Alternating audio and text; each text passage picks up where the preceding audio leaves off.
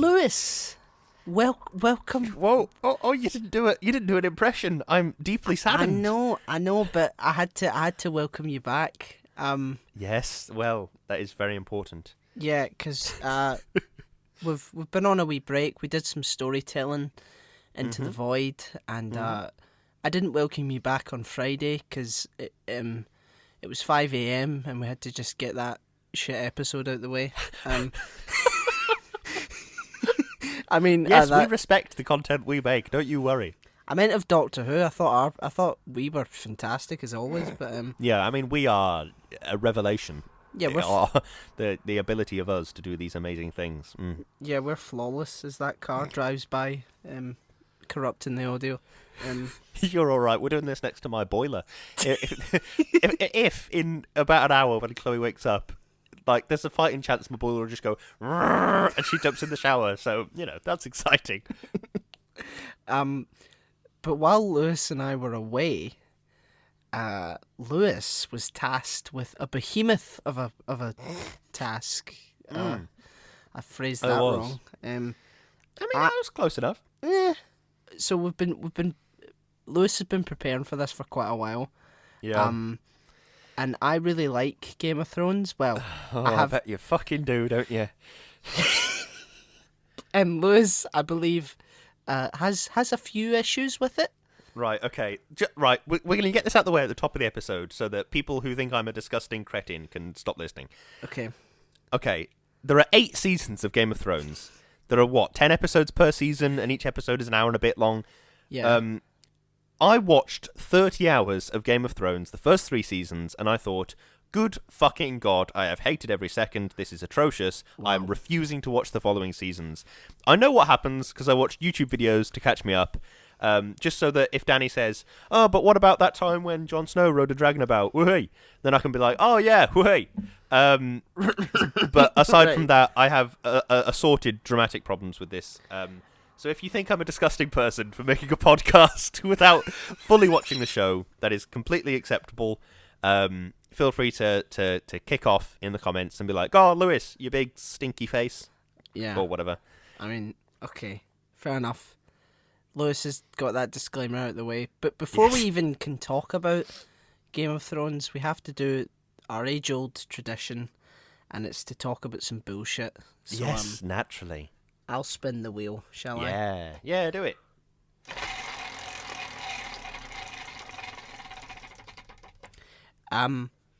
Lil Nas. Lil Nas. I am vaguely aware of Lil Nas from funny tweets that he makes. He did Old Town Road. He did, I believe. Okay. Why is Old Nas part of our discussion today?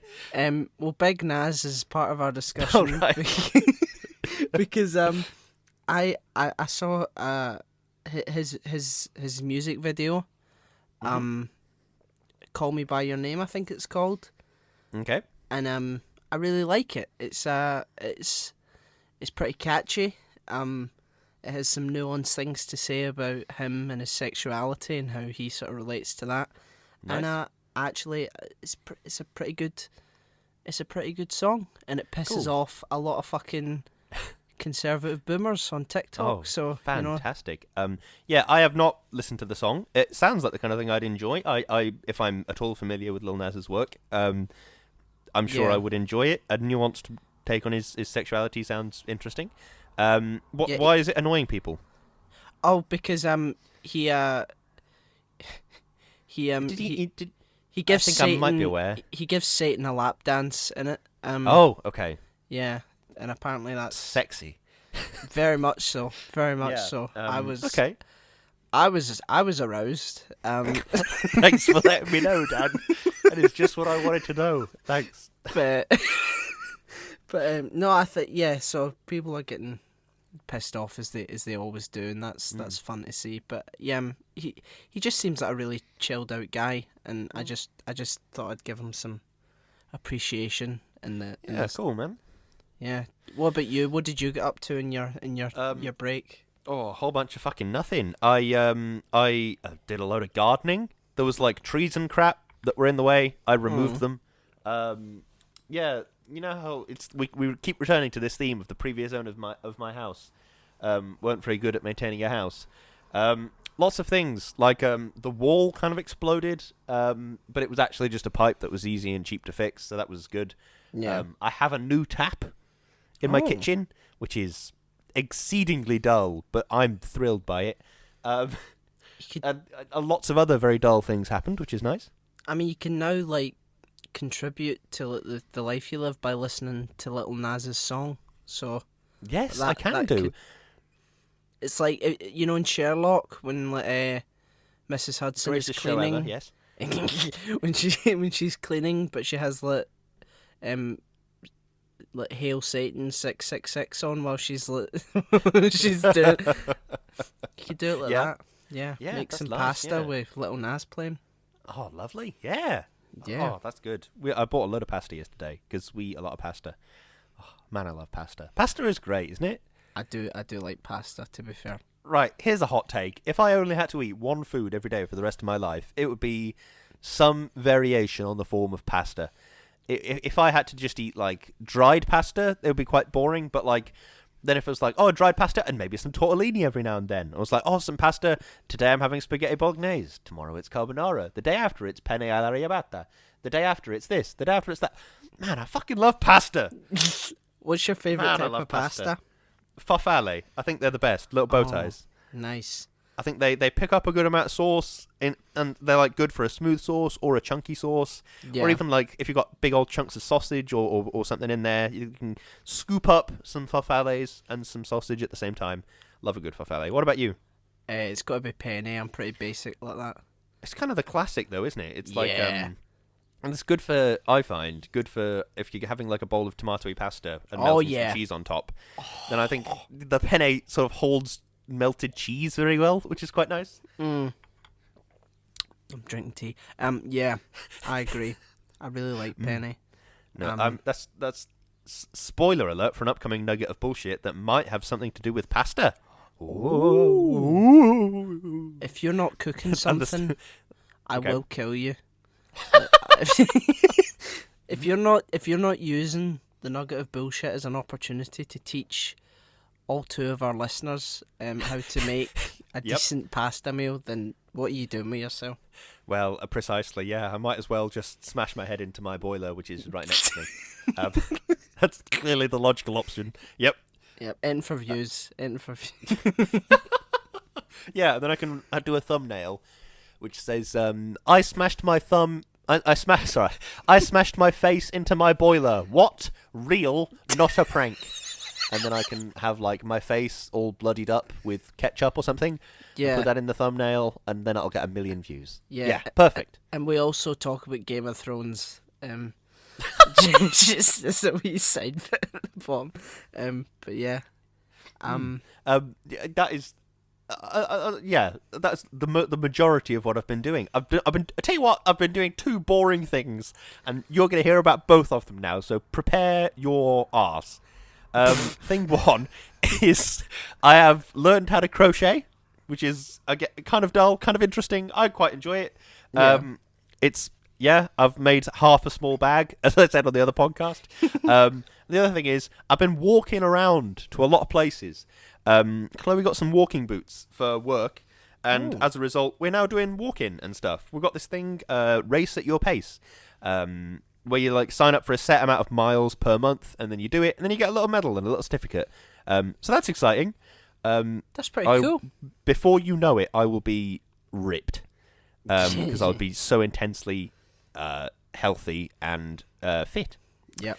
You'll be like, God, Lewis, your thighs are so perfectly defined. Yep. And it's just incredible to me. And I'll be like, don't worry about it, Danny. And then I'll do a standing jump where I jump 30 feet in the air. Yep. You're gonna have to rebrand as Papa Brinders. That's what you're gonna have to call yourself from now on. Why? Why would I rebrand as Papa Brinders? Because it's an incredibly in your face masculine name that only befits someone as ripped as you will become, Lewis. Oh, I see. I'm Papa Brinders. Fuck you. open all my YouTube videos as Papa Brinders by saying, "Shut up, you big fuck! I'm here to talk about my incredibly defined thighs." Yeah. Yeah, think PC Principal from South Park. But I have to swear off like baking and cooking and anything that might be considered remotely feminine, and then take up a lot of sort of on the surface very masculine hobbies. Yeah. Ideal. or do like incredibly sort of stereotypical feminine things, but just like be very sort of masculinely aggressive about it. Right. I'm baking cakes. And what, you fucker? Like, just like that. That's utilitarianly, that's probably going to do more good than. Yeah, it probably will do more good. Yeah. Yeah. I think I should say it's the official standpoint of Shouting into the Void. Stuff is just stuff. It doesn't matter what, like, if you think it's masculine or feminine. Stuff is just stuff. Just do stuff, man. Who cares? True. Masculine and feminine is just something that we fucking made up to control exactly. people's behaviour. So just do what you want, guys. Yeah, do what you want. Gals, anyone, just do it. Do what makes you happy. Do what makes you happy. And if you can at all schedule it into your packed schedule of doing what makes you happy, try and see if you can spot a black cat lying in the sun, because their fur goes kind of brown, and it's just a pleasant experience for everybody involved. I think you said so there that. we go. You said that before the break, didn't you? I did say that before the break, and I'm saying it again now. It's a very important thing. It deserves saying twice. Quite right. Well, I believe we have a lot to talk about. So yep, we do. Let's get to it. I think we should dive straight in. So we are talking about the my TV coffee's gone show. cold. Fucking hell. Well, just now because of the White Walkers. Well, hey. Oh yeah. Fucking hell.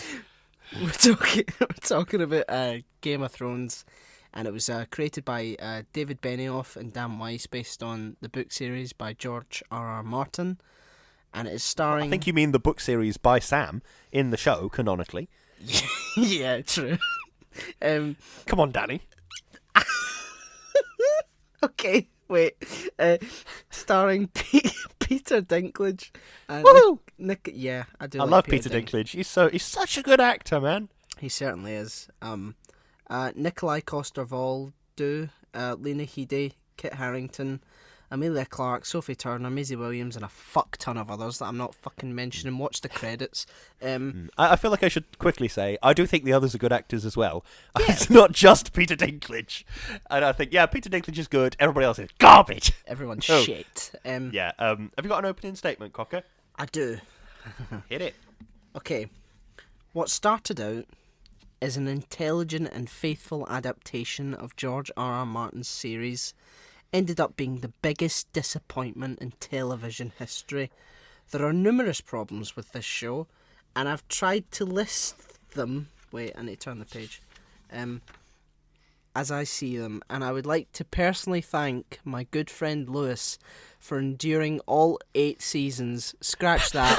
All 3 seasons in the time we had. He is a good egg. I do my best to be a mediocre egg. That's me. Yep, that's me. Okay, excellent. This is not a good show. Characters aren't established properly, and twists are performative and predictable. Why am I supposed to give a fuck about any of these people? Who knows? The sex, violence, and twists quickly lose their punch. Extremely quickly. At first, it was a shock to see Emilia Clarke with Jason Momoa. After a while, the introduced sex/violence, moral corruption, death cycle becomes painfully obvious. Finally, the show tries to make powerful points about moral choices. It fails because all of the characters are morally grey and self-serving. A moral tale needs a shining example as much as a dark one like Joffrey. Think Valjean and Javert rather than Roger Smith and Roger Smith and Roger Smith and Roger Smith ad infinitum. This is not a good show, and I feel like I'm taking crazy pills when I see people utterly adoring of this show. Maybe it's just a personal taste thing. I honestly don't know. And that is the end of my opening statement. Fair enough. We'll get into all that, I'm sure. Okay. So I'll say a couple of things that I like about the show to start us off. I'll tell you what, right, to make it easier for us both, why don't we break it up a bit? So we've got stuff you like, we can do first, and we can do stuff you don't like a bit later. Okay, fair enough. I really like basically most of season 1 to 4. Oh, okay. So things set themselves up quite nicely. You're introduced to this very brutal medieval setting with, I think, some very interesting characters throughout the mix. And there's a new king after a dynasty of incest-loving Targaryen people, and things are getting a bit complacent, a bit placid, and war is sort of brewing, and it's just about people who are courting the war, and people who just want to try and survive it. And meanwhile, there's this huge existential threat to the north that's going to destroy everyone. A very, sort of heavy-handed metaphor for like climate change, which I quite like.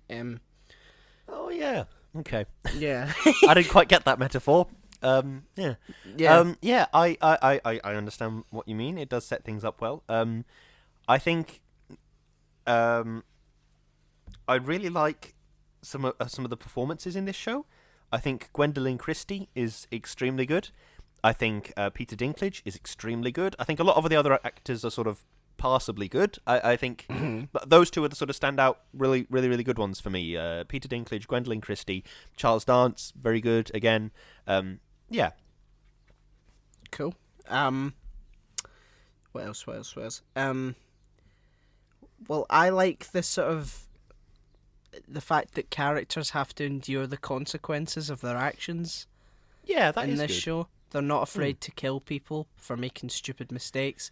Like Ned Stark, a very good character who's concerned with honour and probably one of the most morally integral characters of the show, ends up getting killed for that exact reason. Like that's probably pretty accurate for a very sort of brutal medieval sort of standard.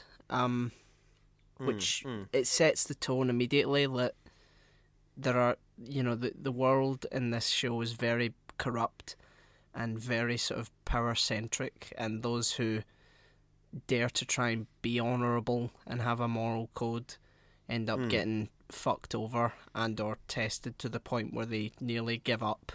That's I think that's really interesting. Yeah, no, I completely understand that. Yeah.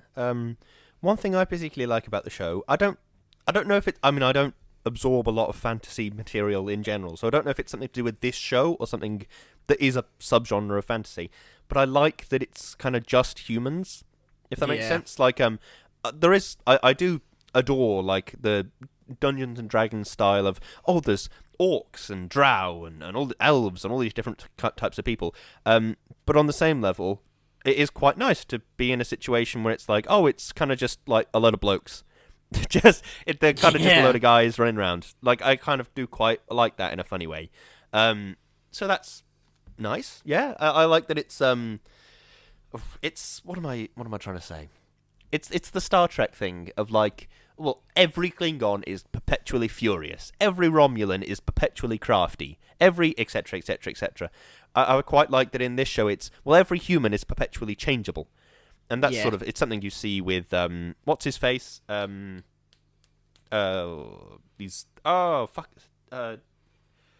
his hand chopped off. Jamie. Jamie, yeah, that's him.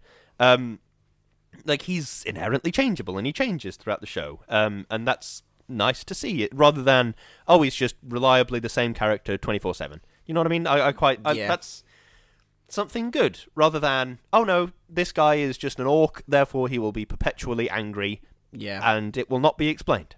Thank you and good night. Yeah, no, I get you. I really like the world building.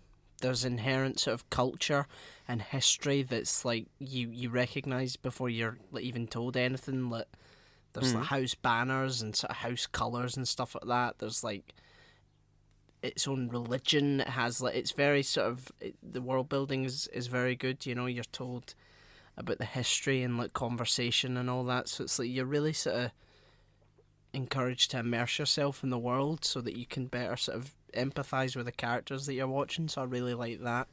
Yeah. But for me, sadly, that's not to the credit of the creators of the show, but just stuff that they managed to get right from the books. And that's all the good things that I'm going to say, because I feel as if we have a lot to discuss. Yeah, I have one more quick good thing. Maisie Williams is really good. Child actors can sometimes make or break a show. Yeah. And obviously they sort of picked up a whole host of child actors at the start of the show. And I think Maisie Williams is the sort of shining example of the roster of them. She's really good. Very much so. And that's the end of my good things. I have a list of bad things. Who's going first? You go first. Okay. Why, in the name of God, would you open the show with the most intriguing, sort of encapturing thing, the White Walkers, and then not talk about them for fucking ages? Why would you open? It's like, it just doesn't make sense to me. From a standpoint of both someone who's producing a show and someone who's watching a show, why would you make the first scene of the show, oh, these blokes have been killed by ice zombies, whoa, that's weird, and then just don't address that for fucking ages? That makes no sense to me at all. I don't like it, and it makes me angry.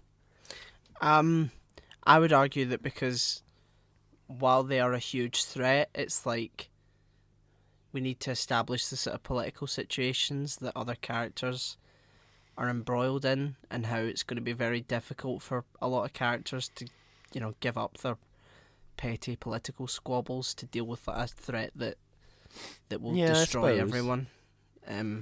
It's yeah, that's another thing that annoys me, is the political squabbles, because almost all of them. Right, I like a good political thriller. This is no secret. It's I don't know if you've actually watched The Politician on Netflix yet, Dan. I haven't got around to it, but I will. Oh, for fuck's sake! No, that's a shining example of an incredibly good political thriller. The dialogue is snappy, the characters are engaging, and there's twists and turns that you genuinely don't see coming. Right. This is not a good example of a political thriller, this show. It's the twists and turns, either you see them coming or they're dull and pointless. Like, I just... It's like what I said in my opening statement. After a while, I've been like, whoa, that's changed a lot of things, and something has changed slightly. Oh, well, I suddenly don't care, because it's happened 20 times, and everything is essentially the same. Like, if that was the thing that really frustrated me about the show, was the more things change, the more they stay the same. Right. It's, oh, all these people have died, all these people have gone to war, all these people have done things. Oh, but still there is always perpetually, it's just a different army approaching from some distant place that I vaguely remember from several seasons ago. I just don't care. Because I know that no matter what the twist is going to be, it'll just revert back to that base state. So I just don't care what the twist is. Do you see what I mean? Yeah. Yeah, but I have to disagree. When I first watched this show, I was incredibly surprised at how willing they were to just do entire factions in. Like you mentioned Richard Madden dying. Yeah. Like it's at the end of season 3. Okay. And basically things are looking a bit up for his faction. And then his entire faction is just wiped out, along with him and his wife and his mum. Just all of them are killed. Okay. So, arguably some of the main characters in the show are just completely just killed immediately. And yeah, okay, but does it really change anything? Because it does. Yeah, but even if you wipe out Robb Stark and all of his minions and all the people that talk with beautiful northern accents, which I have to say, it's bizarrely comforting to be watching a show where the characters all have northern accents. Do you know what I mean? Yeah. I'm breaking away from my tirade for a second. I kind of do enjoy watching the show and being like, oh, they all talk like they're from Yorkshire. It's fantastic. Yeah. But yeah, in the broad scheme of the narrative, I can't help but feel that it just doesn't really change that much. like, yeah, okay, Robb Stark's died and he's not King of the North anymore, but then the North is still there, and other people will want to control it, so does it really matter who is controlling it? Oh yeah, Who do you know what I mean? yeah, but the Boltons are much worse than the Starks for the people of the North. Like, they flay people alive, and like the Starks have been in charge of the North for 1,000 years, and they know how best to I'm not saying they're perfect and all that, but they've got incredibly sort of strong ties to the area, and to the point where in the books there's a conspiracy to get rid of the Boltons and usurp them and put a Stark back in Winterfell. So there's incredible loyalty there, and it just seems like the Starks are better for the North. And Okay. that's what what Jon Snow eventually does. He eventually removes Ramsay from Winterfell, who is one of the worst people ever. He's just a horrible, vicious beast.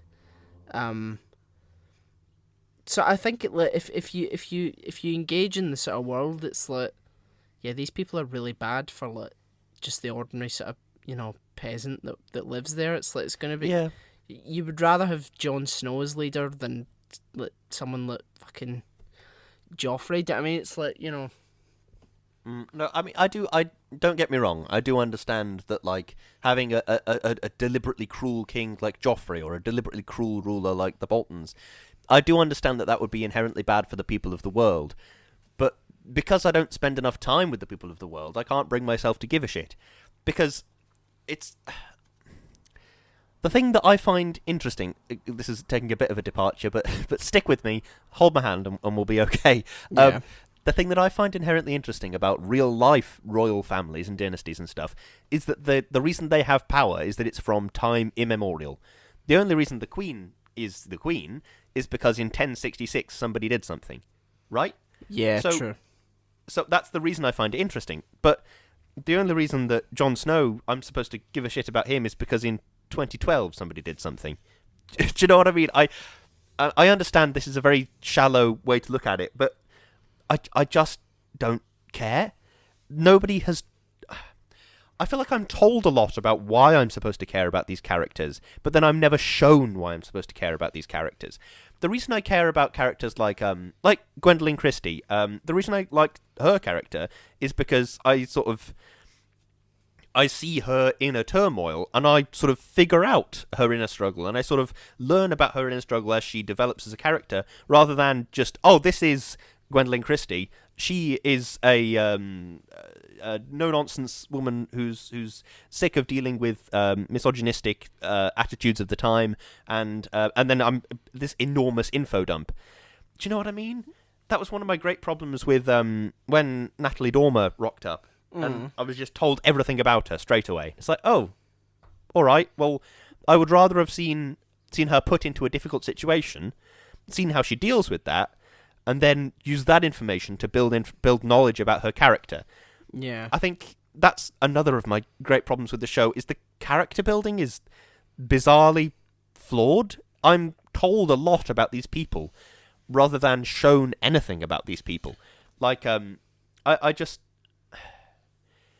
The thing that frustrates me about it is that the characters that I am shown a lot about, it's an engaging, exciting story. As Arya does more and more stuff, I'm engaged and excited, and I want to know what she does next. Yeah. Because I've seen her go from small street urchin level child to this master assassin. Do you know what I mean? That's an interesting tale. Yeah. But on the same level, there are other characters like Theon where I just don't care.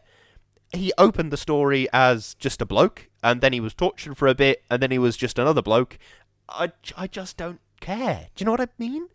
Maybe I'm just being cynical about the world in which this is set, but it's the same problem I had with Star Wars. Why should I care about the Skywalkers? Do you know what I mean? Yeah, I mean, it's you either care or you don't. I guess I just think a lot of the characters in the show are just fascinating. Jamie, for example. Here you have a sort of a knight who served a horrible king and was told to kill innocents and kill your dad, and he's conflicted with obeying your king as well as protecting the innocent, and he decided to, no, I'm going to kill you, and so that the new regime can come in, and then he's hated for it. He's branded as a kingslayer, a man without honour sort of thing, when he genuinely saved King's Landing from being burnt to the ground, and because he's hated so much, he becomes a selfish, vain cunt. And slowly, as he loses his hand, that's the one thing that he can define himself by, his fighting, and he loses that, and then he begins to sort of soften and realise, no, being a good person is probably more rewarding, and then the writers of the show just completely backfire on that and just say, no, fuck it, yeah, let's just go back to the way he was. So they fucked it right at the end. He was so close to just being a good person, and it looked as if he was going to have to save King's Landing from Cersei, who's his sister and his lover, and it's he's going to be made to face that choice again.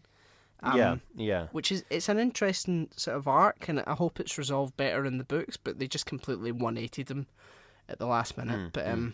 No, yeah, I understand that. Yeah, it's I was invested in Jamie's arc, sort of, but I don't know, maybe I'm just impatient. He seemed morally grey from start to finish for me. I'm yeah. I don't know. Maybe I'm just impatient, or this is less of a problem with the narrative of the show, more of a problem with the writing of the show, I suppose. Do you think the dialogue is good? I thought the first 4 seasons were alright. I thought there was some good dialogue in that. Really? Yeah. Oh, okay. I don't. In case you couldn't tell from my noise of derision.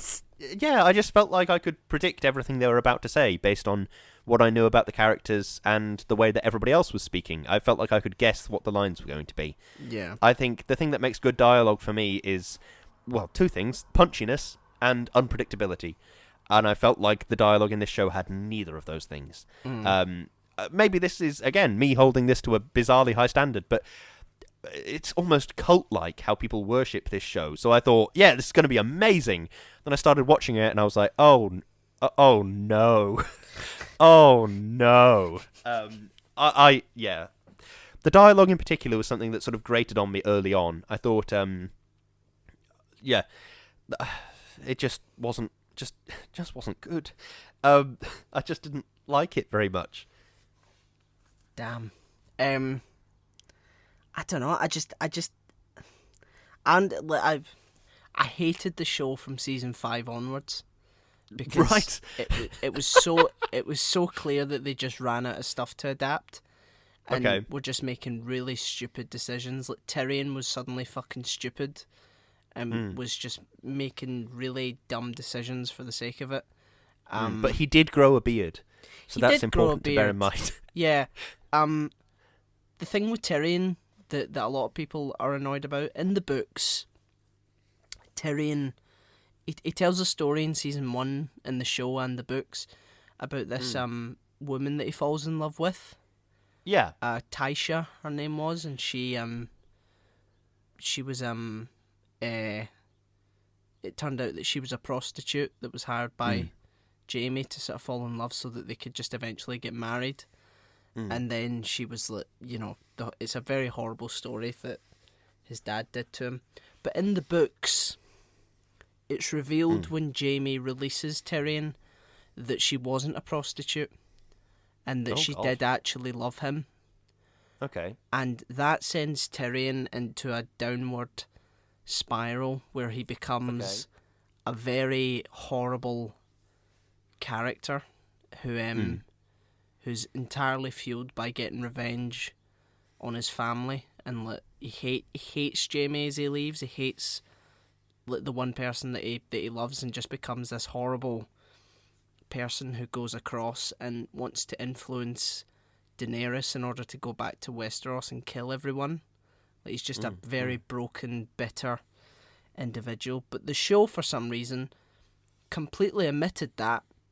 So Tyrion has no arc from season 5 onwards. He has nowhere to go and just sort of hangs about with Daenerys and just makes some stupid decisions. It's like, can you imagine how good it would have been if it was Varys and Tyrion against each other, trying to influence Daenerys to let Tyrion's trying to fuel her aggressive side, Varys is trying to temper her. Let that a battle of wits between that. That could have been so interesting. Yeah, see, that's how you do a political thriller. Yeah, is by having characters that are sort of self-serving influence a powerful figure. Yeah. Yeah, and Daenerys as well. Jesus Christ, her fucking 180 to weird evil tyrant at the end. Like, what the fuck was that about? Yeah, I kind of enjoyed the Daenerys goes a bit mad with power arc, or at least what little I saw of it. But then I was like, okay, it kind of makes sense because she's desperate, and it's like she's sort of when she gets the hordes of soldiers in return for one of her dragons. And I was thinking, okay, it kind of makes sense that the dragon wouldn't want to leave her, so it kind of kills that guy, and it kind of makes sense, I guess. And she's desperate, so it makes sense she wouldn't stop it, I guess. But it was, I don't know, I think I kind of have a problem with how women are represented in this show. I'm not really sure. I've got written down here, women are valued poorly and strangely in this world, entirely by their birth status and how much sex they've had. This is made weirder by the utter meritocracy of the male leads.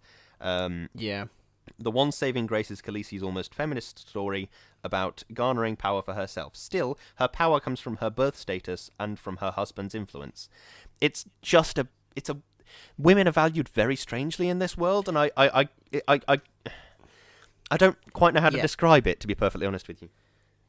Yeah, I mean, I do have to give it some, slack, because it's a medieval world, and, medieval worlds are entirely based on their entire business was marrying women off against their will to sort of different families to sort of preserve patriarchal power and all that. So I understand why women are viewed. But there are also other characters with more modern moral codes. Yeah, definitely. So I feel like you can't have it both ways. No, you can't. Like Cersei, for example. Is a good and she's a sort of female misogynist. She hates other women. And she in the books it's described in great detail how she wishes that she was a man, and she's incredibly hateful to other women. That's interesting. Someone who's born into a sort of wealthy family and is refused the power that her male counterparts have, and just ends up hating the very gender that she is. I think that's an interesting sort of arc.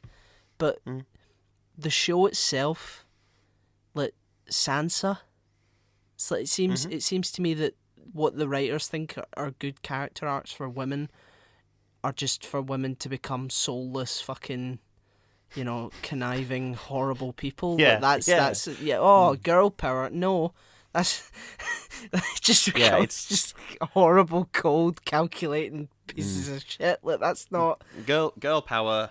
Maisie Williams is now a murderer. That's Maisie Williams' arc. Okay. Yeah, Daenerys just basically genocides a city at the end of the show, it comes out of nowhere. It's she literally stays in a foreign part of the world to try and make a difference and try and end slavery, and then a couple of seasons later she just goes, nah, fuck it, and just destroy. There was hours upon hours of people were getting sick of it. People were like, oh, just fucking leave and just go. It's no, she's an interesting character with a moral sort of core that won't leave these people to be exploited by slavers. That's interesting, and that's a sort of fleshed out character. But then, for some reason, the writers just decided to 180 it and go, nah, she's she's an evil tyrant now, and she has to be killed by Jon Snow. Look, what a shit ending. The White Walkers as well, just fucking wasted.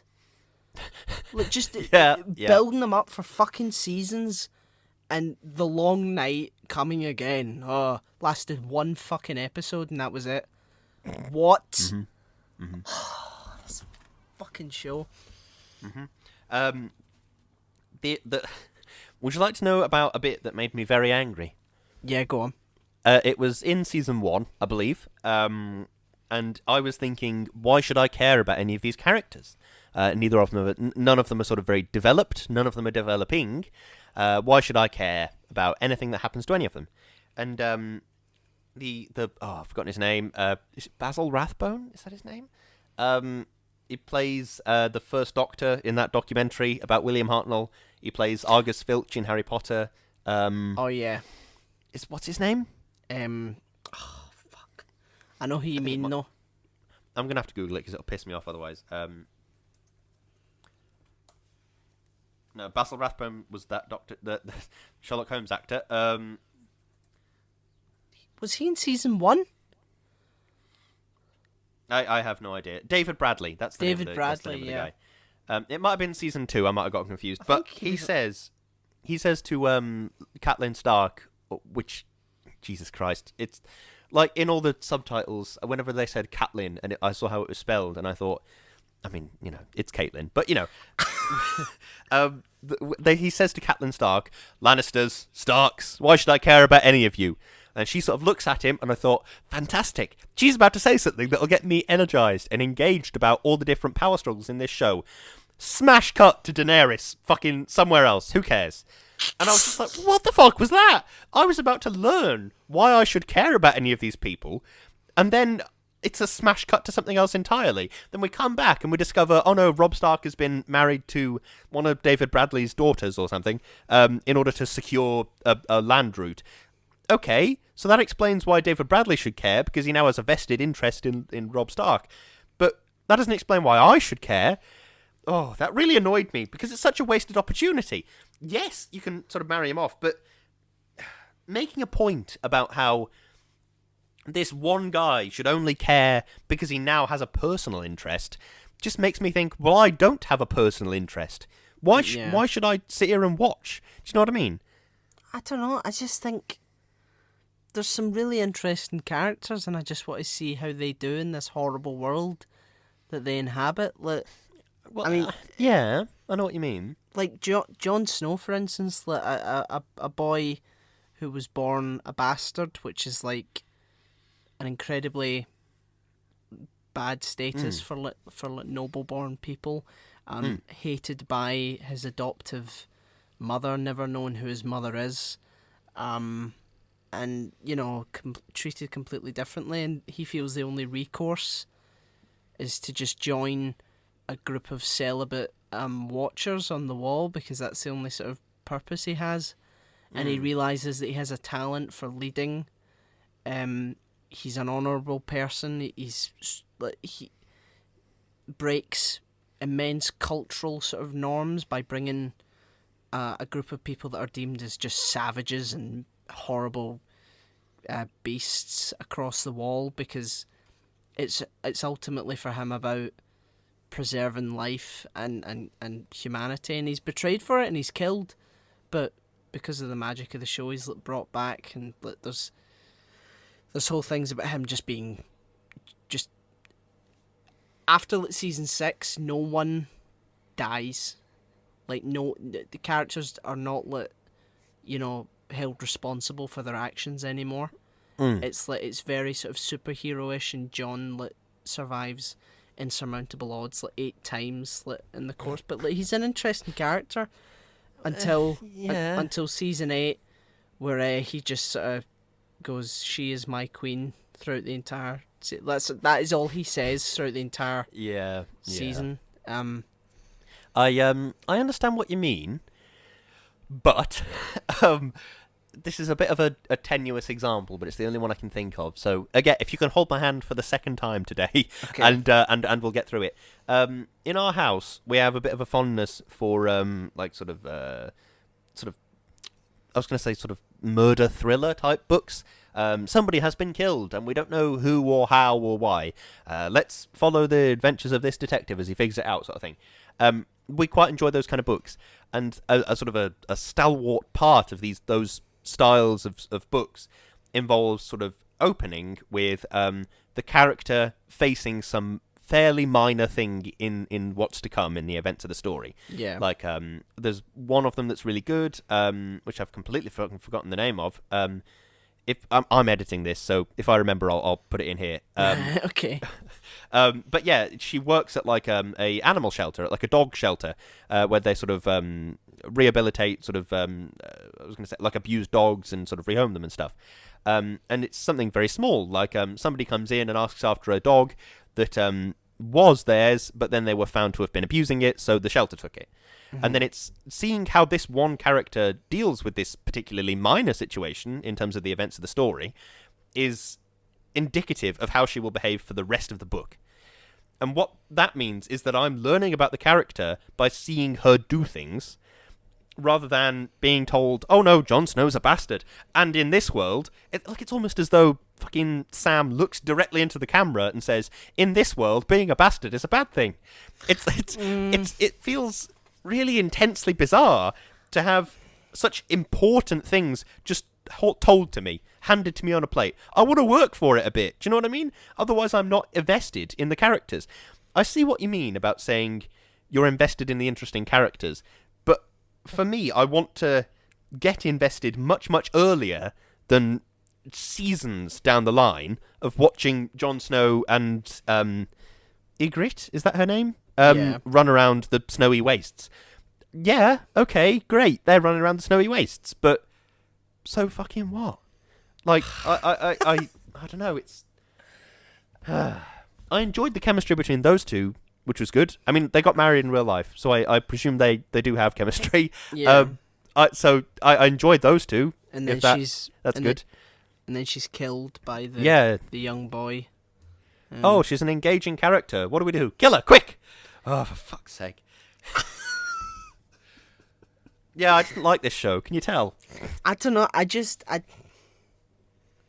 don't know. I guess we just have a fundamentally sort of different way of viewing it. I think the characters are very interesting. You're shown that he's treated differently, just by the way Catelyn sort of talks to him and looks at him, and he's what he does with the wildlings. He risks his life for them and all that, and treats them like human beings, and breaks massive sort of taboos for the greater good and all that. That's an interesting sort of story. And then his character's betrayed, but we don't really, the writers just fucking bludgeon him to death for no reason. There's yeah. The problem is that I think without the books, this show would just be shit from start to finish for me. Well, I haven't read the books, so well, so maybe that's the thing I've fallen into. Maybe. Yeah. Well, if you don't like the first 4 seasons, you probably won't like the books.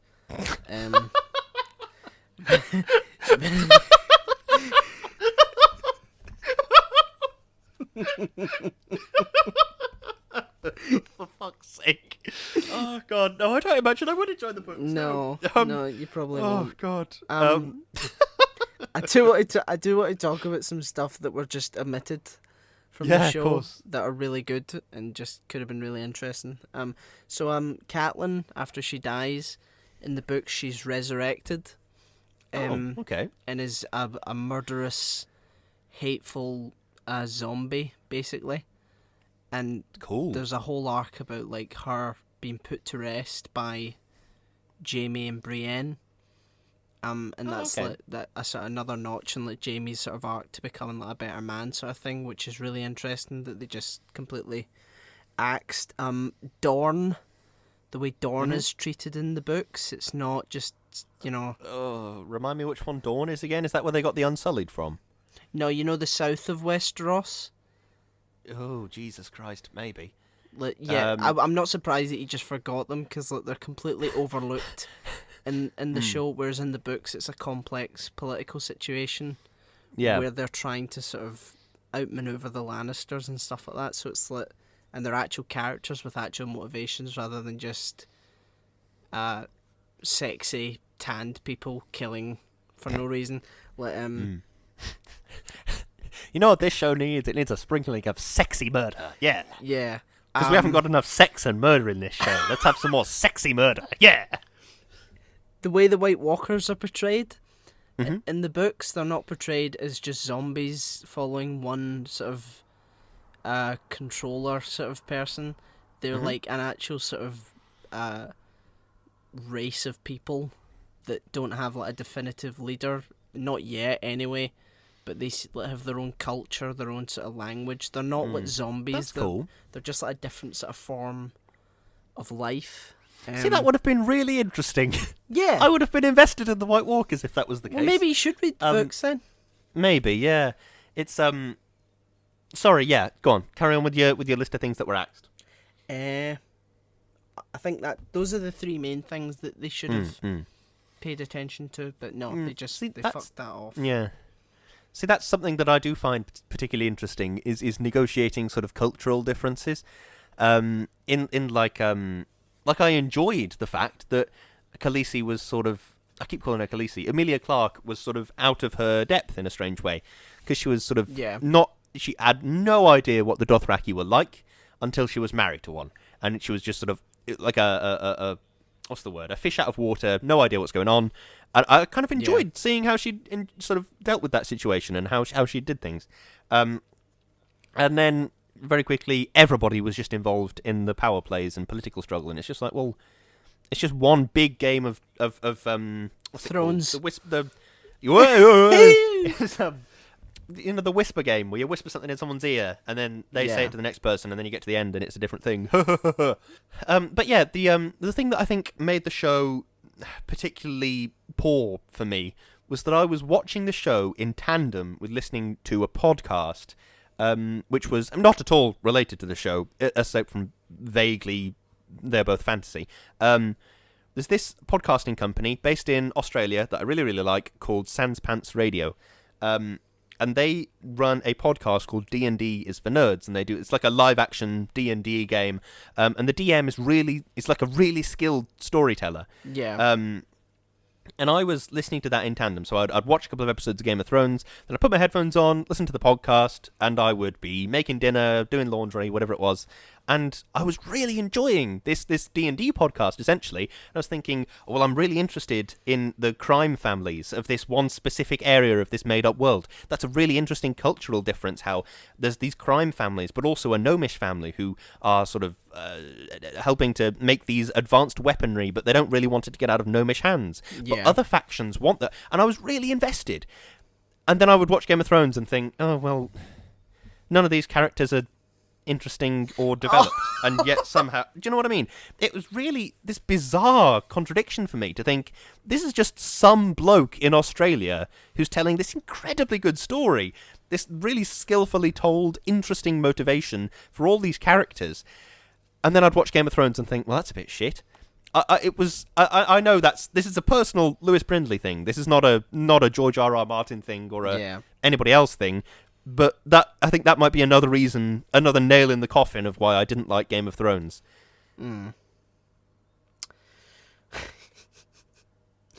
Okay. Well, I guess we fundamentally disagree. I think this is season 1 to 4 really good, and then shite after that. But it had good fundamental bones. For me. Yeah, I think it did have good bones. I just think that the bones weren't used or looked at, or I don't know. It's really weird. I think we do have a fundamental disagreement on this, and you know what? That's okay. It is, because otherwise we wouldn't have a podcast. Yep, absolutely. Do you have a favourite character? Ghost. Ghost. Yeah, fair enough. Because he's a good boy. I don't know. I mean, I kind of enjoyed Tyrion. Yeah. He was doing stuff, and that was kind of engaging. He was the most engaging guy out of all of them. Yep. So I guess him. I kind of. Oh no! I did tell you I did enjoy. Natalie Dormer's Nan. What's her name? Lady Olenna. Yeah, she was cool. Yeah. Now she killed Joffrey. Way. She did. She did kill Joffrey. Fair enough. What about you? Oh, Hot Pie. Hot Pie. Yeah. You know Who the fuck is Hot Pie? You know the boy from... Oh God, the baker. Yeah. Who goes into great detail about how to make great pies.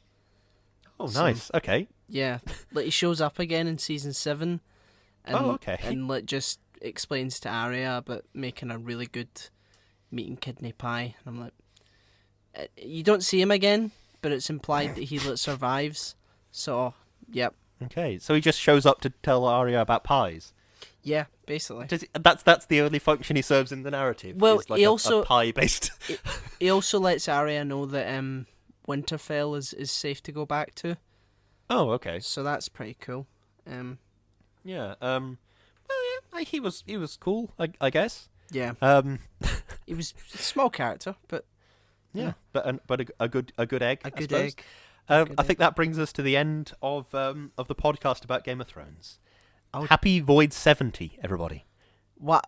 Oh, okay. We're at the we got end. a bit more. Sorry.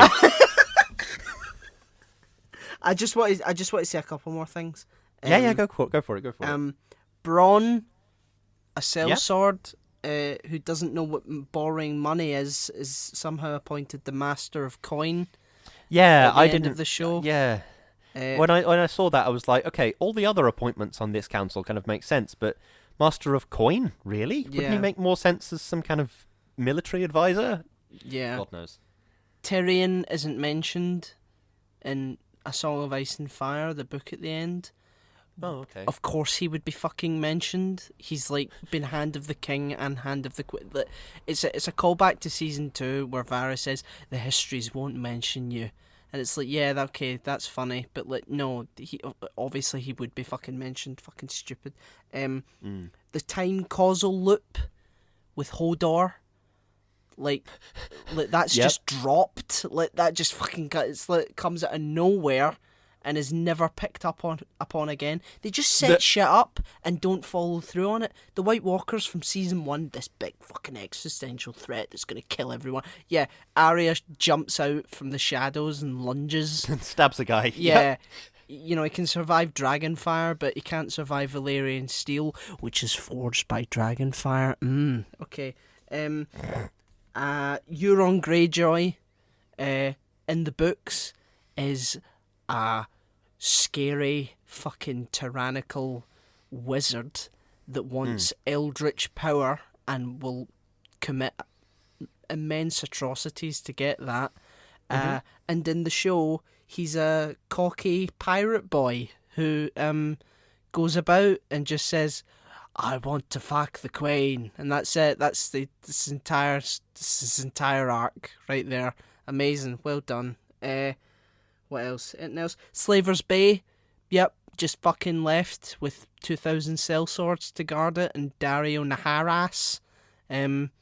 He's just supposed to never mentioned again. Just dropped. Yeah, just loads of shit. Loads of small shit like that. Just interesting stuff put in and then dropped. Fucking waste of time. Disappointment. Yeah, it's there were a lot of weird plot points that were either abandoned, dropped, picked up out of nowhere, lots of different things. That lady in Karth with the face mask thing that was made out of little... Yeah, that was abandoned. Or maybe I just wasn't paying enough attention. She's huge. She's a huge plot point in the books. And then it would have been nice for her to be a huge plot point here as well, wouldn't it? Yeah. Be good if they followed through and stuff that they actually introduced, but you're asking too much there, aren't you fucking idiot? Oh, yeah. Okay. How right, dare you? Statement. How dare you want us to follow through and stuff that we introduced? Fuck's sake. Have you got a closing statement, Chuck? Yes, I do. A severely disappointing television show with strong foundations that for some reason decided to kick its own head in. Essentially ran out of books to adapt, so concluded the big bad the same way the Phantom Menace, and betrayed every other good character arc for stupid plots and ex machinas. Heartbreaking. Yeah, heartbreaking is the word indeed. I did not enjoy this show. If you can't tell that by the end of this podcast, I am extremely surprised. I think there is better fantasy out there. I think maybe my opinion is coloured by particularly disliking this one show. Yeah, I didn't enjoy this show. Let's leave it there. Fair enough. We can Right, is it disagree. time for some horrifically capitalist shilling? Yes. The podcast has link trees, and so do I and Lewis. Lewis is linktr.ee/Lewis_Brindley. Mine is /Ohiram. And the podcast is /Shouting into the Void. No spaces, no caps, just all together. Fucking nice one. You know. are getting better at that with every single one we do. I certainly am. I'm deeply impressed. We also have a PayPal donate button, so anything you can spare, anything at all would be greatly appreciated. So please, give us money. We also have a Patreon, and we take the opportunity every week to thank our wonderful, wonderful patrons. Chloe. Thank you. Darius. Thank you. Sophie. Thank you. Peter. Thank you. Aditya. Thank you. Richard. Thank you. Natalie. Thank you. And Dougie. Thank you, one and all. You help keep the lights on at Void Towers, and you help to subject me to Game of Thrones. Yes. So thanks for that. Absolutely. We also have merch on Teespring and Redbubble, so give us a look. We sell tote bags, mugs, jumpers, all sorts of stuff, so go have a look if you want to. Go take a cheeky gander.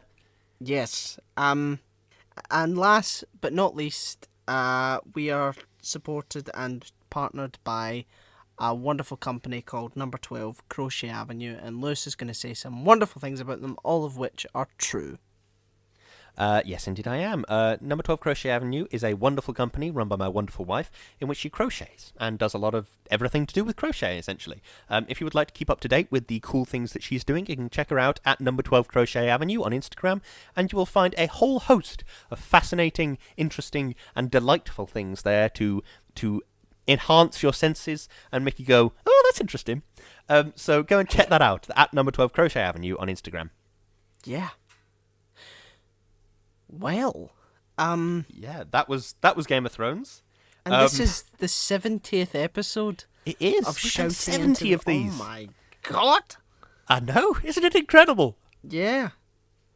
Well, let's I'll spin the wheel for next week's one then. Indeed. I will hastily get a random number generator. Yeah. Okay. Woo! Oh, well, Danny, that's a very interesting noise that you just made. Yeah, because it means done. Yep. A hairspray from Game of Thrones, one end of the scale, to Hairspray, the complete other. You now get to watch Christopher Walken run around with his spectacular voice. Yep. Right. Here is why I want to talk about Hairspray on the podcast. I genuinely cannot decide whether it's a good film or a bad film or anywhere in between. I will be very interested to hear your thoughts. Yep. Well, I can't wait to watch it and give you my thoughts. It's crazy. Crazy. Do it now or forever wish you had. Good old Christopher Walken. Love him. I wish I would know that quote, but I need to. It's from Hairspray, so there you go. That's why I was like, I better watch it, and I'll see My it. My heart beats only for size 60. There you go. That's another one. Oh, keep hitting me with them. Okay. What else does he say? Next week. We got the Tracy whoopee cushions. We got the Tracy posters. Yeah. I said next week. But, so that was Void 70, folks. It was. Thank you so much for listening to our bullshit rambles. And we're back, and we'll be doing some more exciting stuff. And we shall hear you, see you, smell you, completely ruin a show. Ruin? Next week. We will be a terrible show from start to finish next week. Fuck you. On more serious notes, thank you very much for listening and supporting us for all this time. If you're new or old, thank you very, very much. It means the world. Yes. Yes. So thank you very much for listening now and always. Yes. Goodbye. Goodbye.